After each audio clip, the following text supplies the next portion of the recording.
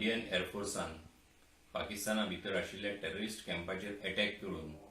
दाखोवन दिल्लें आसा की भारत देश हो हेच्या मुखार खंयच्याय पद्धतीचे अटॅक सहन करचो ना। आमकां याद जातली की 2 आठवड्या पयलीं पुलवामा हांगासर सीआरपीएफाच्या जवानाचेर ज्या पद्धतीचो अटॅक जालो, 44 जवानांक मरण आयलें आणि आमी पळयतात की पाकिस्तान वेगवेगळ्या पद्धतीन ह्या देशा भितर घुसखोरी करपाचो, ह्या देशा भितर अस्वस्थता निर्माण करपाचो आणि अटॅक करपाच्या माध्यमांतल्यान ह्या देशा भितर जवानांक डिमोरलायज करपाचें काम करता आणि म्हणून त्याचे विरुद्ध कितें तरी कारवाई करप गरजेचें आसा ते हर एका भारतीयाचें अशें म्हणणें आशिल्लें। आणि आज आमी पळयतात की इंडियन एअरफोर्सान जी कारवाई केल्ली आसा त्या माध्यमांतल्यान ह्या देशांतल्या सरकारान आणि जनतेन आणि आर्मीन दाखोवन दिल्लें आसा की हेजे मुखार हो देश वोगी रावचो ना।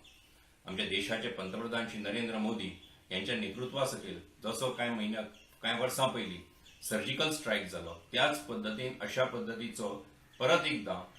पाकिस्ताना भितर घुसून पाकिस्तानाचे टेररिस्ट कॅम्प जे आसात ते अटॅक करून ते उद्ध्वस्त करपाचें काम आमच्या इंडियन एअरफोर्सान केल्लें आसा। आमी सगळेजाण आमच्या पंतप्रधानाचें अभिनंदन करता